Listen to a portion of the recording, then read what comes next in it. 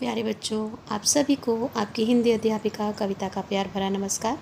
आज हम विवा हिंदी व्याकरण के अंतर्गत पाठ 5 करेंगे, संधि और समास, जिसके अंतर्गत हम संधि के बारे में जानेंगे और पढ़ेंगे। प्यारे बच्चों, संधि का शाब्दिक अर्थ है मेल या मिलना। संधि के अंतर्गत जब दो निकटवर्ती वर्ण आपस में मिलते हैं तो उनके मिलने से जो विकार होता है उसे संधि कहते हैं। यह मेल पहले शब्द के अंतिम वर्ण और दूसरे शब्द के पहले वर्ण के बीच होता है और इनके मिलने से एक नया शब्द बनता है। इसी प्रक्रिया को संधि कहते हैं। संधि को हम कुछ उदाहरणों द्वारा समझने का प्रयत्न करते हैं। यहाँ देव और आलय दो अलग अलग शब्द दिए गए हैं। देव का अंतिम वर्ण अ है और आलय का प्रथम वर्ण आ है। अ में जब आ मिला तो इसका दोनों को संधि करने के उपरांत प्राप्त हुआ आ। तो इस प्रकार देव व के अंतर्गत आ जुड़ गया और ल और य उसी प्रकार लिखा गया और नया शब्द बन गया देवालय। यह संधि उपरांत प्राप्त हुआ। इसी प्रकार कवि जमा इंद्र दो अलग अलग शब्द हैं। कवि का अंतिम वर्ण इ है और इंद्र का पहला वर्ण इ है। इ और इ मिलने से बन गया ई। और इसी प्रकार क व के अंतर्गत यह ई संधि उपरांत प्राप्त हुई, जुड़ गई और द और र द्र उसी प्रकार जुड़ना और अनुस्वार उसी प्रकार लगने से बन गया शब्द कविंद्र और यह है संधि। इसी प्रकार भानु और उदय, भानु के अंतर्गत उ अंतिम वर्ण और उदय का उ जुड़ा तो दोनों के संधि होने के उपरांत बना उ और बन गया भानुदय। इसी प्रकार विद्या और आलय, विद्या का अंतिम वर्ण आ और आलय का प्रथम वर्ण आ में आ जुड़ने से बन गया आ और विदय के साथ आ जुड़ा और ल और य उसी प्रकार और नया शब्द संधि उपरांत प्राप्त हुआ विद्यालय। प्यारे बच्चों, जब दो अलग अलग शब्द संधि उपरांत जुड़कर नया शब्द प्राप्त होता है तो वह संधि रूप होता है। इसके विपरीत जब संधि हुए शब्द को हम अलग अलग उसके मूल रूप में लिखते हैं तो वह संधि विच्छेद कहलाता है। जैसे विद्या संधि रूप है और हमने जब इसे अलग अलग रूप में मूल रूप में लिखा विद्या जमा आलय तो यह विद्या जमा आलय संधि विच्छेद रूप है। इसी प्रकार कविंद्र, कवि जमा इंद्र, कविंद्र संधि रूप है और कवि जमा इंद्र संधि विच्छेद। 3 भेद है, स्वर संधि, व्यंजन संधि और विसर्ग संधि। छठी कक्षा में बच्चों हम स्वर संधि के बारे में पढ़ेंगे। स्वर के बाद स्वर अर्थात जब दो स्वर आपस में मिलते हैं तो उनके मिलने से जो विकार होता है उसे स्वर संधि कहते हैं। उदाहरण स्वरूप यहाँ सूर्य और अस्त दो अलग अलग शब्द हैं। सूर्य का अंतिम वर्ण अ है और अस्त का प्रथम वर्ण अ है। अ और अ दोनों ही स्वर हैं। जब दो स्वर आपस में मिले तो उनके मिलने से स्वर प्राप्त हुआ आ।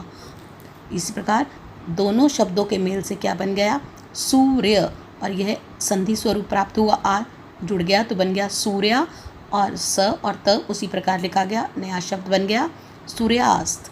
इसी प्रकार महा जमा आत्मा, महा का अंतिम वर्ण है आ और आत्मा का प्रथम वर्ण है आ और आ दोनों ही स्वर आपस में मिल रहे हैं और दोनों स्वरों के मिलने से बना आ और नया शब्द बन गया महा जमा आत्मा को मिला के महात्मा। स्वर संधि के 5 रूप हैं, दीर्घ संधि, गुण संधि, वृद्धि संधि, यण संधि और अयादि संधि। आज हम स्वर संधि के अंतर्गत दीर्घ संधि पर विचार करेंगे।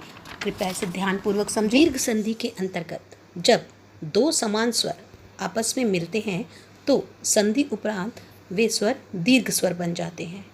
ये स्वर ह्रस्व भी हो सकते हैं और दीर्घ भी हो सकते हैं। कहने का अर्थ यह है कि चाहे ह्रस्व अ में ह्रस्व अ जुड़े, ह्रस्व अ में दीर्घ अ जुड़े, ह्रस्व ई में ह्रस्व ई, दीर्घ ई में दीर्घ ई, चाहे ह्रस्व उ में दीर्घ उ जुड़े, उनका दीर्घ रूप ही अंत में प्राप्त होता है। दीर्घ संधि को हम कुछ उदाहरणों द्वारा स्पष्ट करते हैं। ध्यान रहे कि दीर्घ संधि के अंतर्गत समान स्वर ही आपस में मिलते हैं। जैसे हरस्व अ में हरस्व अ का मेल होता है तो दीर्घ आ प्राप्त होता है।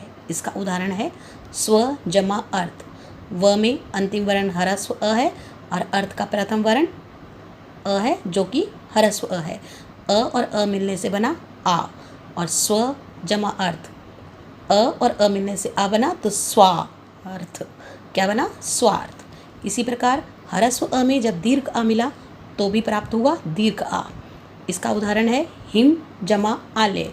म में हरस्व अ और आलय का आ, अ और आ, हरस्व और दीर्घ मिलने से भी दीर्घ स्वर की प्राप्ति। तो संधि उपरांत क्या बना? हिमालय। इसी प्रकार आ जमा अ, आ दीर्घ आ में हरस्व अ मिला तो भी बना आ। इसका उदाहरण है विद्या जमा अर्थी। विद्या का आ अंतिम वर्ण, अर्थी का अ। इसी प्रकार आ और अ मिलने से बना आ, तो बन गया विद्या और अर्थी को जोड़ने से विद्यार्थी। इसी प्रकार दीर्घ स्वर में दीर्घ आ, दीर्घ आ में दीर्घ आ का मेल हुआ तो मिला दीर्घ आ। इसी प्रकार दया जमा आनंद। दया में आ दीर्घ, आनंद का आ। इसी प्रकार दया नंद बना दोनों के मेल से। प्यारे बच्चों, यही नियम ई स्वर के लिए है। जब हरस्व ई में हरस्व ई का मेल होता है तो दीर्घ ई प्राप्त होती है, जिसका उदाहरण है मुनि जमा इंद्र। मुनि में ई अंतिम वर्ण स्वर है और हरस्व ई इंद्र के अंतर्गत पहला वर्ण है। जब हरस्व ई में हरस्व ई मिली तो बना ई, दीर्घ ई, और मुनि जमा इंद्र जुड़ने से बन गया मुनिंद्र। इसी प्रकार हरस्व ई में दीर्घ ई का मेल होने से प्राप्त हुआ फिर से दीर्घ ई, और इसका उदाहरण है मुनि जमा ईश और बन गया मुनीश शब्द संधि उपरांत। अब दीर्घ ई में जब हरस्व ई मिलती है तो भी दीर्घ ई ही प्राप्त होता है और इसका उदाहरण है मही जमा इंद्र और बन गया महेंद्र। और अंत में दीर्घ ई में जब दीर्घ ई जुड़ती है तो भी दीर्घ ही अंतम स्वर प्राप्त होता है और इसका उदाहरण है मही जमा ईश और बन गया महीश। संधि के अंतर्गत अंत में उ और ऊ स्वर समान स्वर आपस में मिलते हैं। हरस्व उ में हरस्व उ मिलने से भी दीर्घ उ प्राप्त होता है। इसका उदाहरण है गुरु जमा उपदेश तो बन गया गुरुपदेश। इसी प्रकार हरस्व उ में दीर्घ उ मिलने पर फिर से दीर्घ उ प्राप्त हुआ और उदाहरण है इसका धातु जमा उष्मा तो बन गया धातुष्मा। दीर्घ उ में हरस्व उ मिलने से भी दीर्घ उ प्राप्त हुआ और वधु जमा उल्लेख वधूल्लेख, ये है इसका उदाहरण है।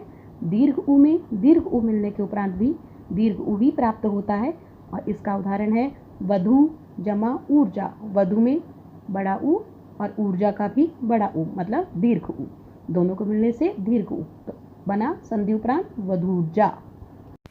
प्यारे बच्चों, यदि आप इन नियमों को याद कर लेते हैं तो दीर्घ संधि को समझना और करना बहुत ही आसान हो जाता है।